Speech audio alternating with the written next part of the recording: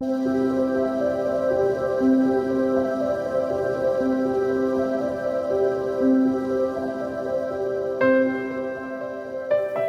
are listening to a podcast by the Little School of Happiness. My name is Sandra Hayes and I'm your host. Here you will find episodes on all the Vedic teachings like yoga, Ayurveda and Vedic Astrology. For more information about me and my offerings, please go to sandrahayes.eu, or if you're in Germany, sandrahayes.de.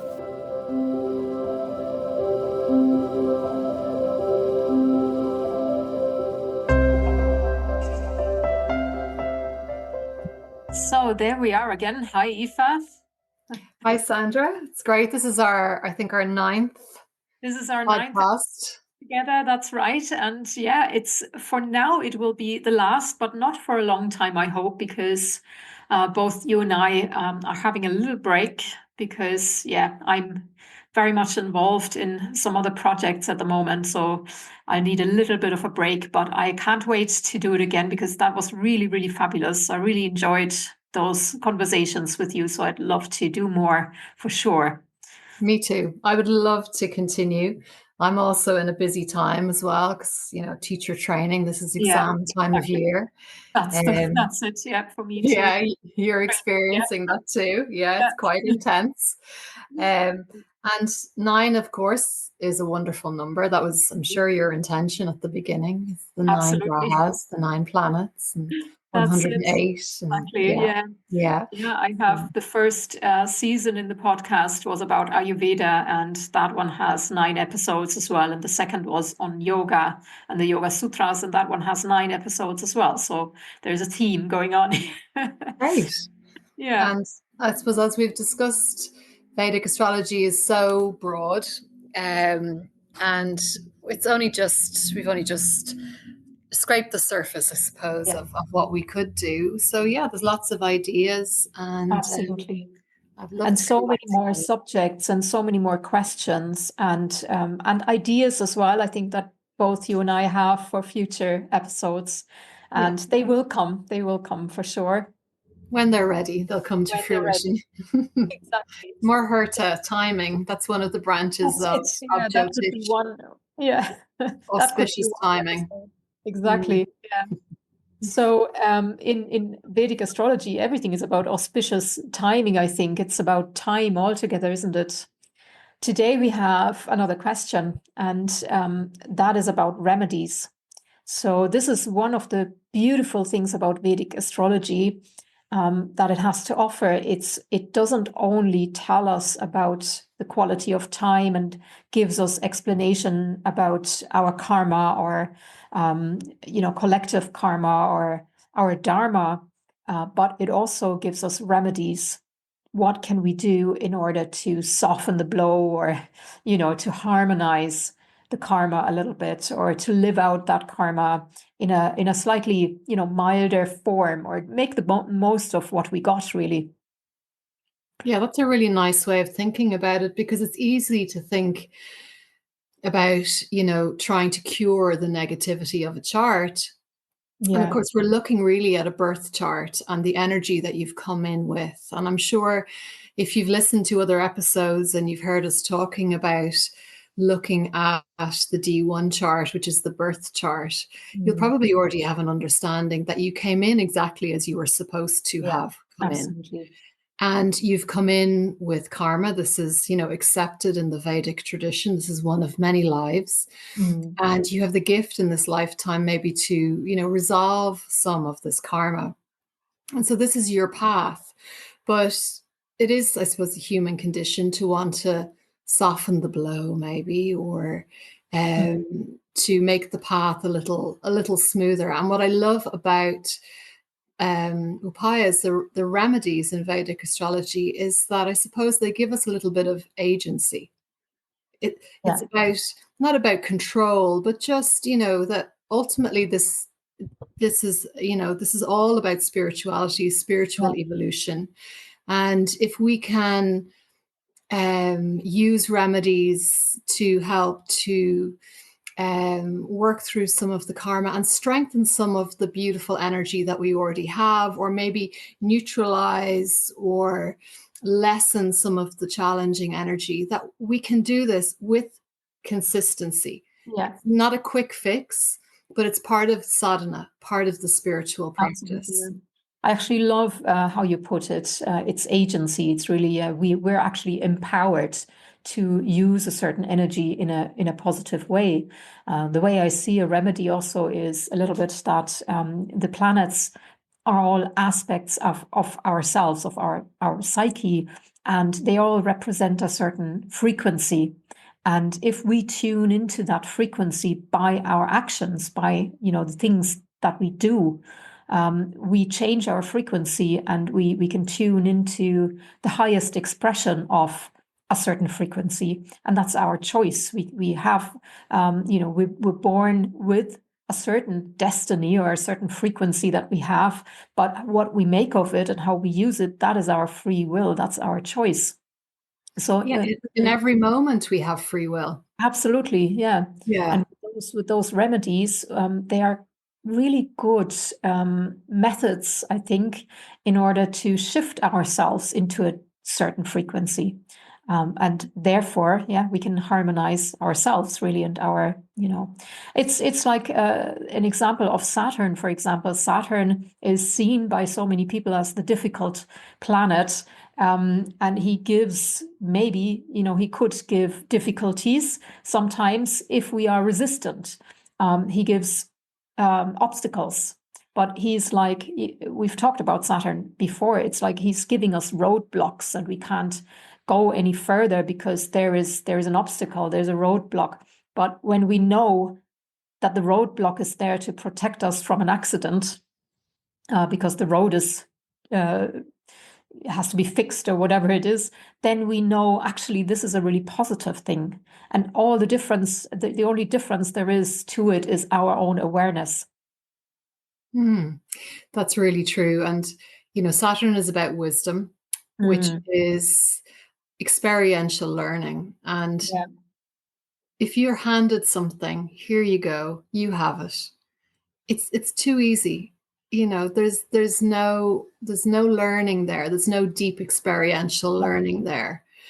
And for me, the beauty of Jyotish and the beauty of yoga is, yes, you can maybe dip in and out of it, but the consistency and the integration of this philosophy and practice into everyday life is where deep transformation happens. Yeah. And actually, we can see charts that are primed for this too, can't you? Yeah, absolutely. Saturn is the planet of meditation. So you'll probably be doing your meditation. He's the planet of yoga. You're probably going to be doing your yoga. Yeah. And should we strengthen Saturn? Well, not necessarily. So I suppose this is the whole thing about being very careful, I suppose, and being very considered about which planets you choose to strengthen in your chart. Exactly. Yeah, and how to remedy.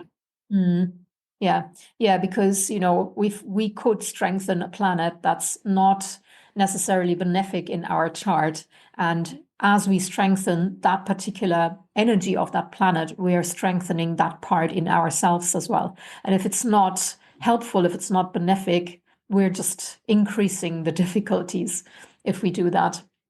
So like you say, we have to be really mindful of, the kind of which planet it is in the first place that we strengthen, and also how we strengthen it, because we can strengthen the energy of a planet on every level. We can strengthen it on the physical level by, say, using gemstones on the skin. We can strengthen it on a very, very subtle level by using mantra, for example. And there's a big difference in that, what we achieve with that. Yeah, and it can be a combination of things, of course, as you say, gemstones, and they usually apply to the color that's associated with the planet. Yeah. Where we wear them on the skin then is important as well. And there are specialists in this, if this is a road that you you want to go down, because I think we've had this conversation. Yeah. Stones We did. themselves need to be untreated and very pure. Yeah. And because of this, it's a big investment, shall we It say. is. Yeah. It's a very big investment. They're very special Jyotish gemstones that are produced in that very pure way without any chemicals and untreated, and that makes them very, very expensive. Personally, I have not yet purchased such a stone, but I do still hope, I'm wearing my ruby that is just a plain ruby, but I'm hoping that it still gives me a little bit of this is my sunstone, and I do believe it works a little bit. Maybe it's just like a placebo effect. I'm not quite sure, but I do think it works a little bit to strengthen vitality, to strengthen immunity. Different gemstones for different things depending on your chart. Like we said, we have to look at the chart and what that planet actually does in the chart and how well it's placed in the chart. Yeah, it should be really well considered, and it's worth going to a professional, I think, in that case, if it's something you want to consider. And while we're on the subject of jewelry, didn't you price a pearl? Did we have this conversation? Did you look at the price of a pearl? No, I don't think. Oh, yeah, it could be. I can't remember. It's well over €1,000 though, or several thousand euro. Yeah. And so that would have been for a remedy for moon, for strengthening moon. But you see, there are other stones that we can use. So, a lot of people have access to moonstone. Moonstone's one, yeah. Moonstone is an alternative. You've ruby there. Garnet is another alternative to that. And the important thing is that it touches the skin. So when they're set in jewelry, they don't have a back. Now, because they have to touch your skin directly, which makes it quite unusual. And you can consider the metal that you use in the setting as well, because moon is associated with silver, so it would be a silver setting.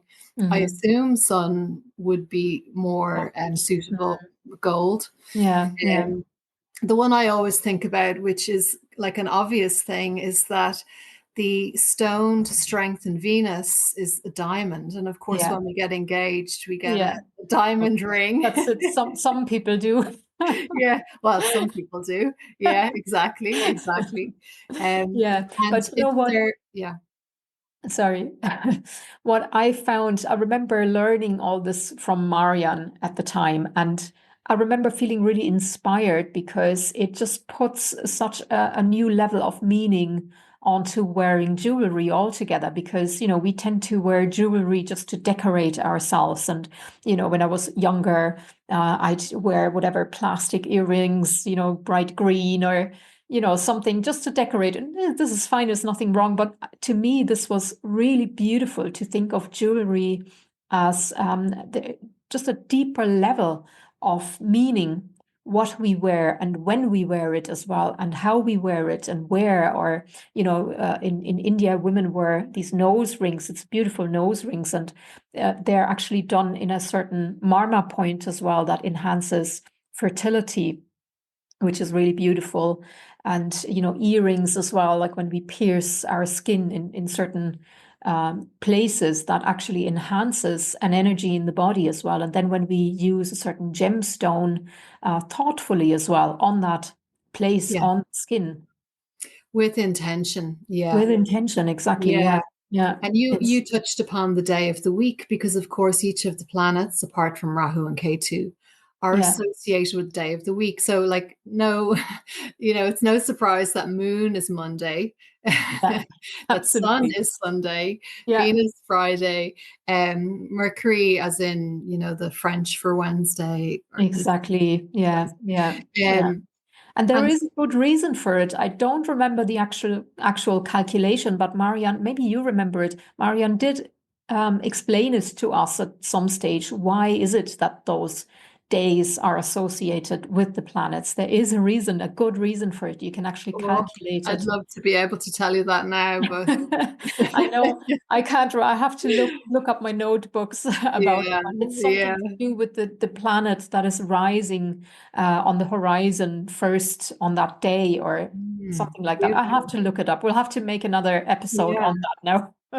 So, for instance, sometimes I don't have time during a reading because I set aside 2 hours for a reading, and usually I don't get to the point where we can talk about remedies. But I often contact my clients afterwards with remedies, and I preface it by saying these remedies are very simplistic, and they are beautiful in their simplicity, Yeah. because I think sometimes people go, "Oh, okay, it's a strange thing to do," but actually it's not. We're talking about a tradition that's, thousands of years old. Yeah.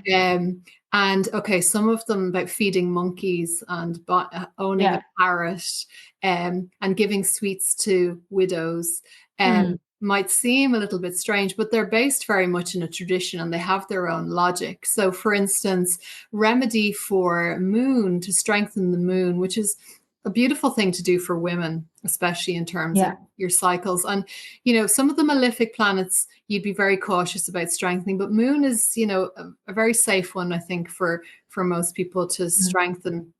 And it's associated with the color white, of course, but also bodies of water. So the sea, we're talking about the Ganges, obviously, but the sea, swimming in the sea every day strengthens moon. And drinking milk, drinking milk, and wearing silver, wearing white on a Monday. So you can see how you can kind of compound all of these things. Yeah. And the other beautiful thing that you mentioned earlier, which is a deep resonance of vibration internally, is a bija mantra, a chant dedicated to Chandra, the moon. Yeah, there's a beautiful moon one as well that you could do. It's what is it? No, it's not Chandraya. It's Shrim Som Somaya Namaha. That's a beautiful one So that I actually used for a long time. And it becomes, when you use a mantra, any mantra really, when you use it for a long time, then it's almost like you switching or you're pressing a button internally. It's like Pavlov's dog or something. The nervous system knows exactly to switch when it hears the mantra or when you start chanting the mantra, and something internally happens. And I do think, frequencies are aligned then with the frequency that particular sound actually carries. And so the bija mantras for the planets, they do actually, I think, have a really deep effect that you can send deep into your unconscious mind and strengthen then that part of the planet or that part of your psyche, which is beautiful.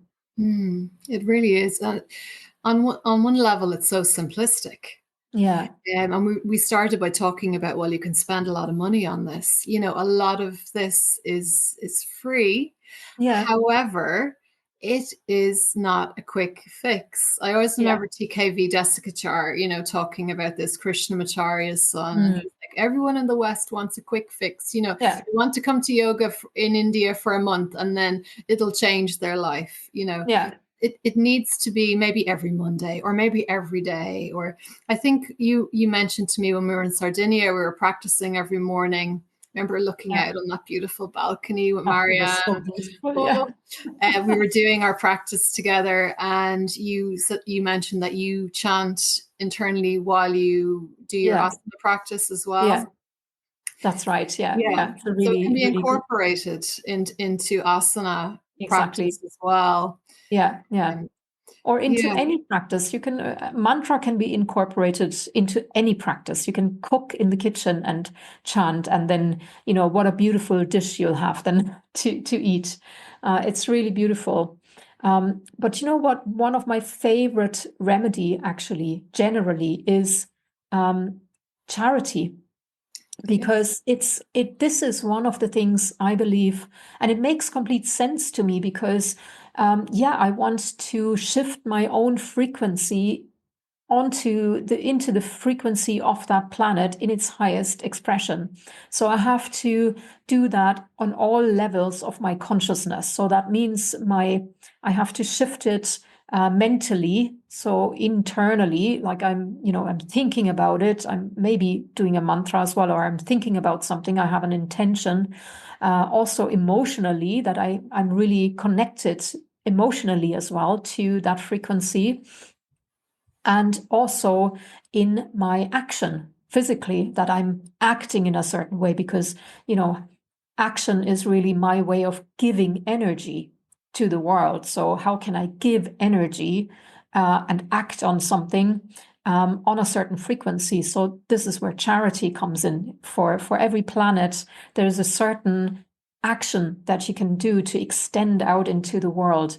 And if you do it with intention and, from your heart, then you're automatically raising yourself onto that frequency, and you're harmonizing your own, part of that, of your psyche to do with that planet. And it's really, really powerful and beautiful, and very simple as well, Yeah. It's seva, isn't it? It's selfless service as Yeah, well.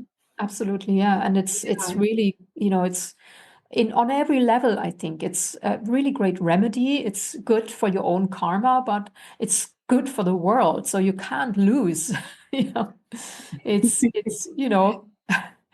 just great. Yeah. Yeah. And there is there's a few other, things that come into play here. I mentioned drinking milk every moon, but Jupiter is associated with the color yellow. Yeah. Yellow is associated with spiritual aspirant as well, isn't it? And so I think we mentioned that in our Jupiter podcast. But turmeric, Yeah.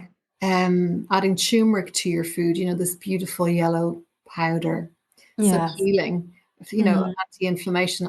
I'm sure there's much more that you'd be able to tell me about this, but so you can take this food, you can take it internally as well. So this is also a way of incorporating it, and it makes so much sense. Yeah, absolutely. It's funny with I have such memories with turmeric, because I was a foster mom at some stage, and I had a little foster girl, very special needs little foster girl, and she would eat only food that is yellow for a while when she was little. So I put turmeric into everything, which was I was great, trying of to think course. in my head, what yellow foods are there? Everything could be yellow if you put turmeric into it. Better So than yellow food coloring, definitely. absolutely, rice and vegetables and potatoes. She would eat it as long as it's yellow. Oh, great. It's really strengthened her Jupiter then. Absolutely, yeah, it Yeah. strengthened everything, and she did turn out very, strong and well balanced after a few years of of turmeric infused food. So Healing on a cellular level when you think yeah. about it. It's yeah. Mm, And absolutely. Mercury being associated with green, one of my I'm laughing now as I say it, one of my favorite things to give people as a remedy for Mercury is to spend time in nature. Yeah. And I'm laughing now because that's been rebranded as forest bathing. Forest bathing, exactly. Yeah. You can do workshops in forest bathing and You, courses in these you days. can. Yes, I would have thought it's quite simple, but maybe there's more Yeah. to it than I imagined. Spending time in nature, they're reconnecting with Yeah. nature. And that is so important, isn't it? And it makes sense as well that it would be associated with Mercury, because, I mean, obviously for all of us, nature is important, but Mercury, that intelligence, that analytical, logical intelligence, especially needs to go out into nature. And then it becomes Yes. healing. Oh, One of yeah. Mercury's highest expressions is healing. And it's just beautiful. And also, I still do this actually. Since we learned about the remedies, one thing that I started doing is to wear certain colors at certain days of the week. So I do wear a lot of green on Wednesdays, Mm, often, not every mm. time. Not today, but But I got into that habit, and it's kind of a really nice thing just to have a moment of acknowledging the day and acknowledging the planet. And even that already brings you on a certain mindset. Yeah, And it's, absolutely. it's really nice. And another Well, thing, you're talking about calming the intellect through forest bathing or spending yeah, time in yeah. nature. Sorry, I interrupted you, but I'm No, it's thinking about my weekend. We had a long weekend here. It was a bank holiday Monday, yeah. and I booked a hermitage in Glendalough Oh, nice. for Beautiful. 3 nights on my own, silent Yeah. retreat. And I was absolutely in the midst of nature, and I turned off my phone and it was completely Mm. silent for 3 days. And in the midst of exams and paperwork and screen time, I think it's one of the best things I've ever done in my life. So I can really Yeah. associate with that. Oh, that I can imagine. Yeah, that's beautiful. I have that as well. Like I have in my chart, as you know, a lot of moon influence. My chart lord is moon, and moon is in his own home in Cancer in the first house. Um, so for me, one of the strongest remedies is actually water, is taking long walks. We have a beautiful river here, and I'm lucky enough also, we have a lake, a big lake where we can swim in the summer. And this is extremely healing for me. Has an extremely mind strengthening effect on me. And whenever I feel stressed or when I feel overwhelmed with anything, work or emotional things, I would go on a walk along that river. And I always feel as if this river, step by step, it's just washing away my worries. I feel so clear after, and it works every time for me. And it's this refreshing sense of water on my mind that really has a profound effect on me. And I couldn't even imagine living anywhere where there is not water nearby. I mean, you are very lucky anyway in Ireland. Almost anywhere in Ireland there is water nearby, and it's not the case in Germany necessarily, but where I live there is a lot of water. We have 3 lakes, one of them in walking just a few minutes walk, and river in walking distance. And yeah, this is for me And this personally is because your important. moon is strong. So this is Yeah, interesting to me because even if you didn't know anything about Jyotish, you would love water. yeah, And I absolutely. experience this all the time with people, Cancerians, Mm, they'll automatically already love water. yeah, But I have an exalted Mercury yeah. and my moon is debilitated. So Okay. I live right by the sea Yeah. and I don't visit it that much. Okay, And that's people say, you interesting, must isn't love it? to Yeah. swim in the sea every day. You're so lucky. Yeah. I'm like, But I go into the woods, well, with my dog Yeah. especially, the woods or forest nearly every day. So Hmm.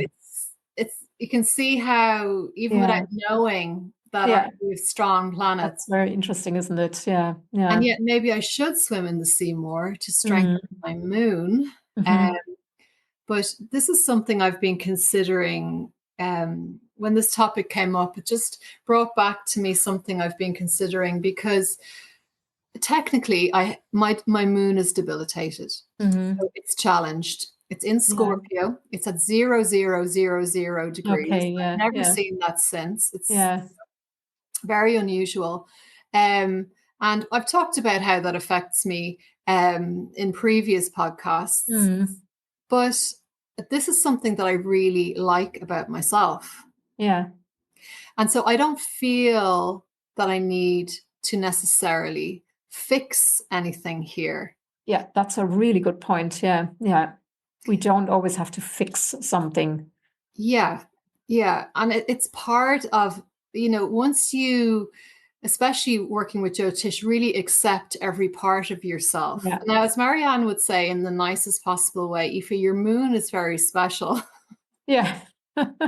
It has, I have challenges with mind and emotional mind. And yet, it gives me a quality that allows me to really dig deep and explore something like Jyotish. It's in Scorpio. It's the eighth house, natural eighth house of mystery, of wanting Exactly. to know what lies beneath. diving into that deep pool, not being afraid to explore it. And I like that side of myself. Now, I have to be careful what I get fixated on.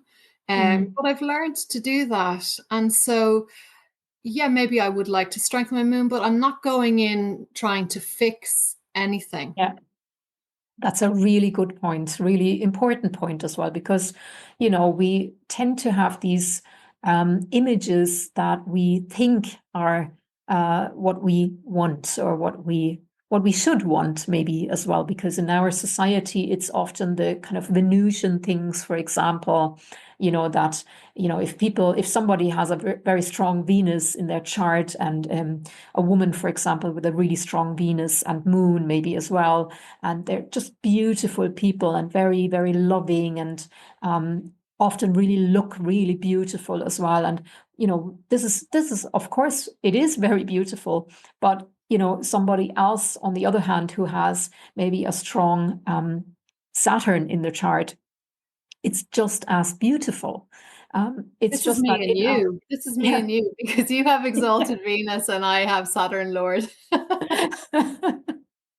Yeah.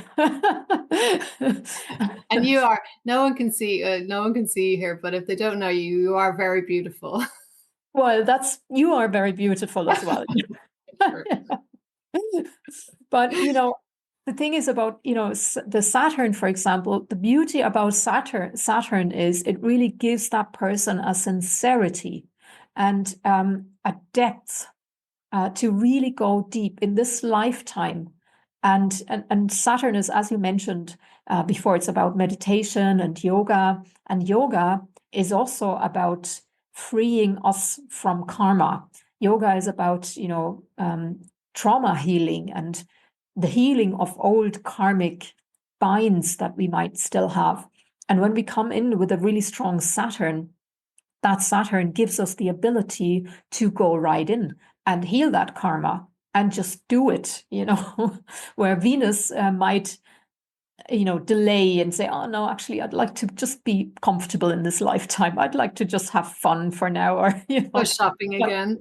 Yeah, exactly. I would just go shopping now. Another new dress or something. But Saturn actually would say, no, you know what? We're doing this now. He's the taskmaster. He's the taskmaster, and that's amazing. That's really beautiful. So anyone with a really strong Saturn can be lucky, I think, to have that ability in this lifetime, because that's what we're ultimately all here for anyway, and yeah, Saturn just gets the job done. That's very true. Yeah. We had to choose a celebrity or famous person to study as part of our mentorship. And I feel like I've spent so long with Jeff Buckley. Yeah, I remember that, yeah. That I know him on a deep level. And if you know me, you know I love Patti Smith. And I had this moment, this is an aside, but I always think of it. I had this moment where, funnily enough, I was walking by the sea. I was just saying a minute ago, I didn't do that very often.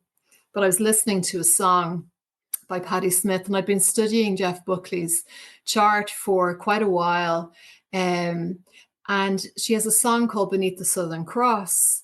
And as I was listening to it, this voice, this background singer, this voice just, if you know the song, it just arises out of nowhere. It's the most angelic voice.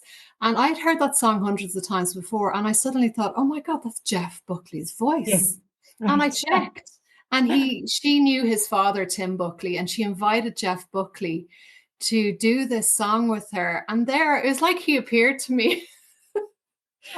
His voice rose out of nowhere, and he died early. He drowned. It was like a really out of nowhere incident. And I suppose what I'm coming to here in terms of remedies is I could technically look at Jeff Buckley's chart and say, okay, you could strengthen this, you could, come in and strengthen this and diminish this. But my God, what a beautiful soul.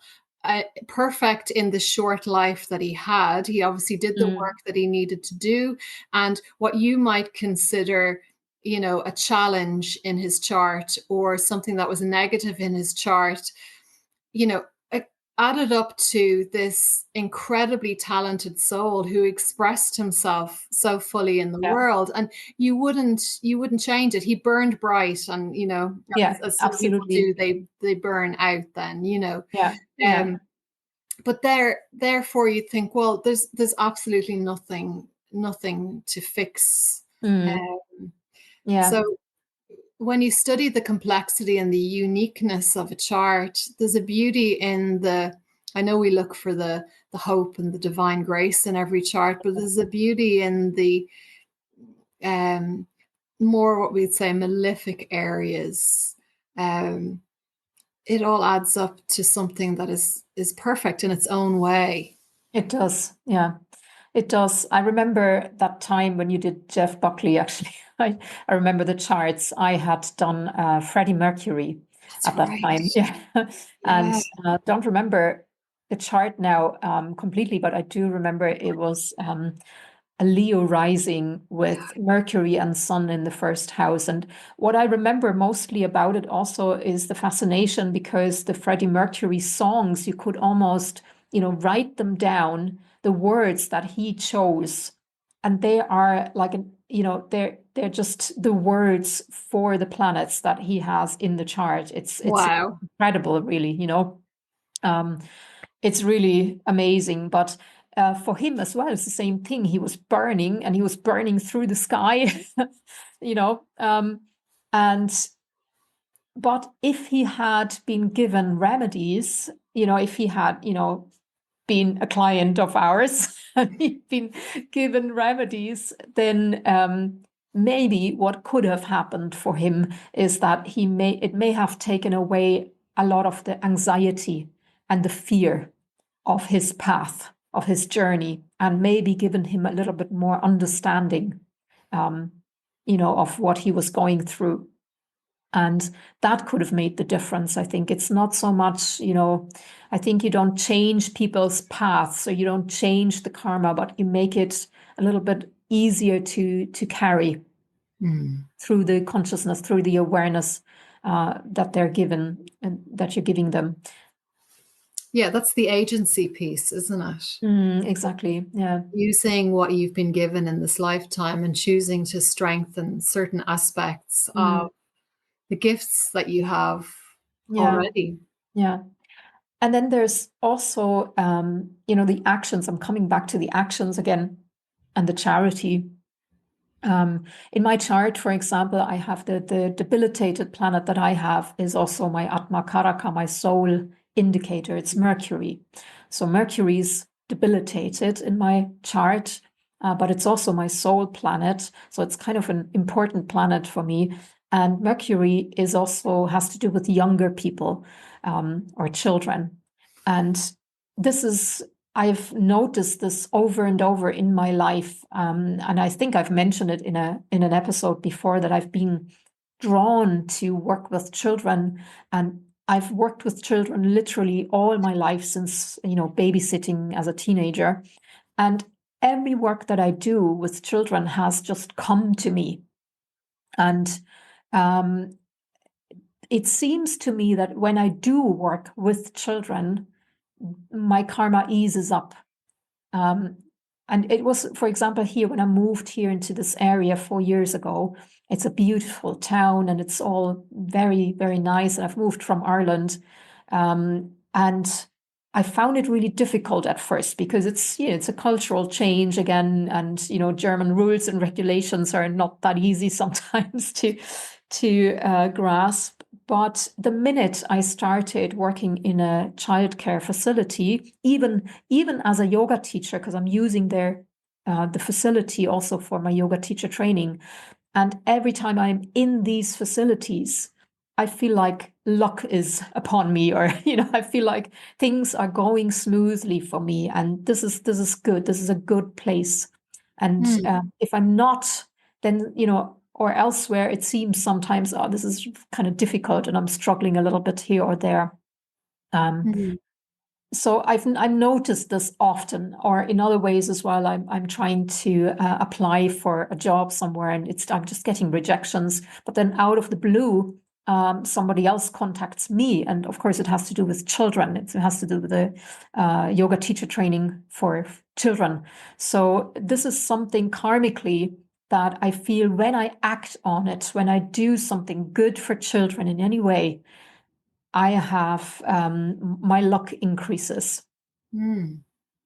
It's a beautiful thing. It's helping you. It's helping the lucky children that you're working with as well. And it's just a reminder of the fact, I suppose, that we gravitate to naturally. We are our own gurus, really. You know, if we go quiet enough and we listen, we know. If you think about how you feel coming away from a situation, whether it's taken energy or whether you've received energy, this is very subtle, but if we get quiet enough, we can listen. And it's a sister science of yoga and meditation. And that's really, the essence of moving into stillness. It's just, it's such a gift. There is another form of remedy that we haven't mentioned yet, which is done for you. It's puja. Yeah, that's right. Ritual. So if you really want to, just like you might consider working with a Jyotishi and getting some jewelry to remedy a planet, you can contact, typically in India, a Brahman or it's part of the Hindu culture as well, to do puja, to do ceremonies. And these can be done in temples on your behalf. Yeah. So, fire rituals, different rituals using different incense and different chants are known to be very powerful when they're done with, clear intention. And you can order this, you can do this online. The internet is an amazing thing. Yeah. So puja ritual is something else that's traditionally offered. Yeah, that's true. And it's really beautiful as well.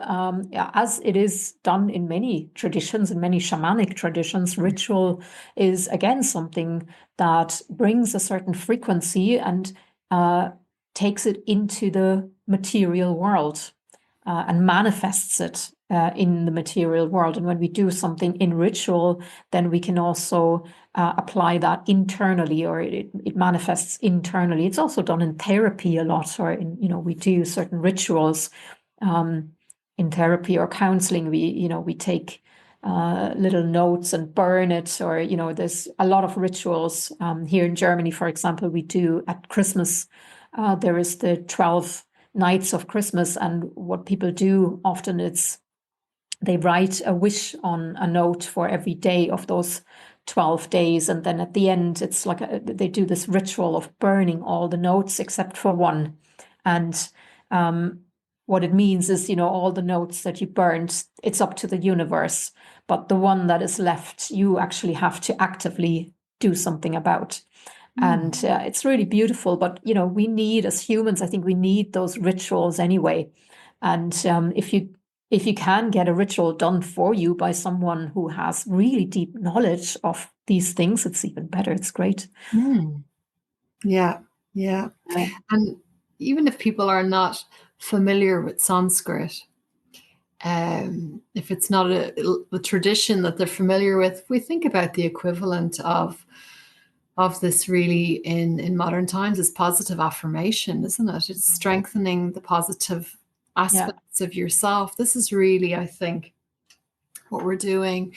I would suggest that Sanskrit is, it's a sacred language. It's one of the most ancient languages known to man. It's, from Sanskrit, a lot of modern languages have developed. And so there's actually a vibrational quality, regardless of whether you understand linguistically what you're chanting. The power is in the seed. Bija means seed. And So you could compare it, I suppose, to what people be more familiar with, which is, saying your positive affirmations to yourself. And it is about positivity. And I really think that it's an aspect of Jyotish that shows you how hopeful it is. Yes, we all struggle on our path, and that's part of our path, but there's always, as Marianne reminds us, divine grace. And it's always hopeful. And that's a beautiful thing. It's not fatalist in any way. It's not like, here's your chart. There's another interesting aspect that you can look at actually in the chart as well. It's the sixth house ruler, because the sixth house is, among other things, it's your health and all of that, but it's also your impending karma that, you're just in this lifetime. That's what you have to solve now. And if you look at the ruler of the sixth house, where that ruler is, that becomes, the playground of that particular karma. And interestingly for me, it's in the fifth house. The ruler of it is Jupiter. It's in the fifth house of children. So children. Yeah. That's confluence. That's exactly, absolutely. It's confluence. Yeah. But if you had a ruler of the sixth house, for example, in the second house, you may really watch out for your food intake, or, feeding or nutrition, nourishment might become really important then to you as well. So those are kind of just other ways of looking at, where you can apply a remedy, or where you could, apply a certain energy in order to help the karma along in a good way. Yeah. And also, I think, when we do something consciously, it always becomes easier. If I have a strong, in my dasha, my Antar dasha, I'm in Venus Saturn at the moment, and that Saturn is really, making me study very hard right now, because all I'm doing lately is work and study. And this is great though, I've chosen it and I like the subjects, but if I imagine now I had, if I was younger, for example, and I would be, oh God, I really don't want to work and study all the time. I just want to go out and party, then I would suffer. But because I'm going with it and I'm allowing that energy, and, I'm using the energy, because it actually gives me the ability as well to sit and study. I mean, there's such a joy in sitting and studying something that you're choosing to study, as opposed to something that you're forced to study when you're younger. It's absolutely. That's a different quality. And I have the experience of teaching both camps. So I would tell you, I much prefer to teach people who have chosen to be in my classroom. Yeah. I bet. Yeah. That's very different. I have that experience from school as well. I used to not like school at all, and my grades were, average at best. And I was quite rebellious, and then I left school and ran away from home, and joined the anarchists in Berlin. And and then, though, a couple of years later, I settled and I decided, okay, no, now I need my leaving cert. And I chose to do my leaving cert. And I went in, and all of a sudden, I just felt, oh, this is actually interesting. And I finished with straight A's. Wow. I have an A in every single subject in my leaving cert. And, this just happened because, I wanted to. And it was on your terms. It was on my terms, exactly. And I didn't have to study at home or anything. I just listened and took it in. And so this is the difference it makes, when you have the motivation for something, or the awareness of it as well. So it's all about awareness. Yeah. Or Mars as well. Talking about Mars, I had a client recently with a very strong Mars, and it's the urge. Mars is the warrior, and it's the urge to fight for something. If you don't have a good reason to fight for something, or if you don't have, like a high expression of Mars is a spiritual warrior who fights for a good cause, or for your own, spiritual evolution, or for freedom. But if you don't have that, or if you have a resistance, or you have old belief systems that, don't allow you to actually be confident enough to fight for your own cause, that energy is still there, and then it might become destructive. And in my client's case, it would play out in relationships very, very violently then.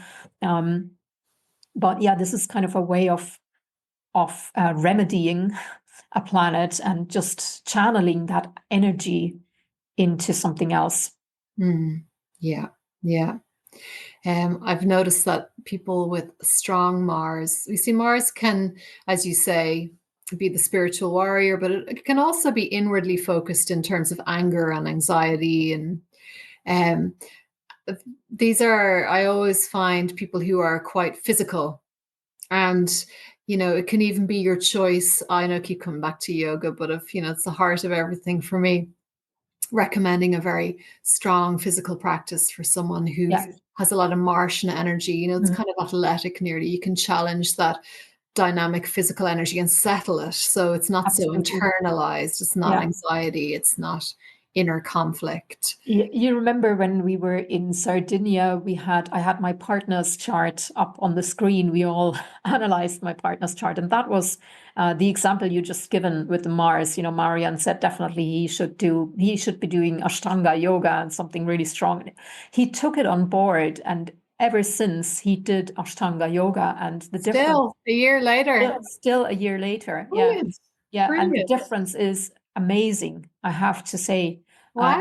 In body and in mind, it's done so much good. It's really amazing. Yeah. Good. Yeah. There it is in action. Yeah. God, it's so fascinating. It's so fascinating, and it's such. I'm so grateful. It's such an incredible tradition to be aligned with, isn't it? We're very lucky. Yeah, absolutely, very, very lucky. Yeah. And it's been lovely to talk about it. So hopefully we'll come back together another time. I'm sure we will. I'd love to, and I'm sure we will. Maybe we get some of the others from our little Sangha, from our little group as well to join. That would be lovely. Yes, we will. Do that. Yeah, that'd be really nice. Yeah. All right. Well, thank you so much, Aoife. Thanks, Sandra. Talk very soon. Talk soon. Bye for now.